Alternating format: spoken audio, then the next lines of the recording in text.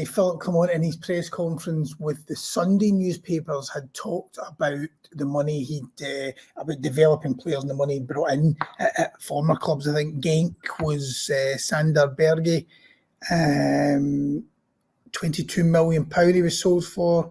Leandro Trossard sold to Brighton for 13 million, then went to Arsenal for 20. Noah Lang, PSV. So that was 3 examples. 14 million he eventually moved on for, and talking about how, given the time, that's what he would, be hoping to do with Rangers. Then a few hours later, we see Mohamed Diomande, first start, scorching goal for the opener. £4.5 million at the time. A lot of people maybe raised their eyebrows at spending that kind of money, and for a position they didn't feel was a priority. Did you see on Sunday why they spent that kind of money? And could he be sold on for big money in the years to come? If he keeps up, he's we've only seen, as I say, very small glimpses of him. Obviously, started in the weekend, scored a great goal.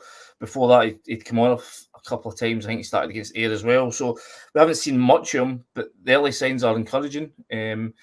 He's got a sort of Glenn Kamara feel to him for me. The way he controls the ball, the way he can open up space, the way he can, just sort of run a midfield. So for me, he's been, a really encouraging start. I mean, it's encouraging as well that this is him. He's still not up to speed. I don't think he played a game since November when he first came in. So, I'm sure they'll feel that they can get more out of him physically in terms of fitness aspects. So, the more he gets used to this team, the more we'll see from him. Cortez, I don't think it was a game for him, especially yesterday. I think it was interesting to see him linking up with Barisic yesterday. I didn't think they had the greatest connection.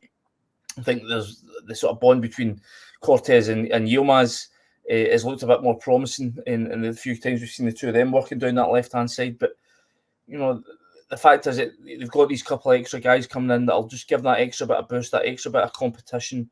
And, that's what you want when you're going for a title. You want everybody to be sort of champing a bit, desperate to play. And as I say, all these changes that get made week after week and the results stay the same, that'll be absolute. That'll be music to Philip Clement's ears. He'll be delighted to see these guys week after week playing so well.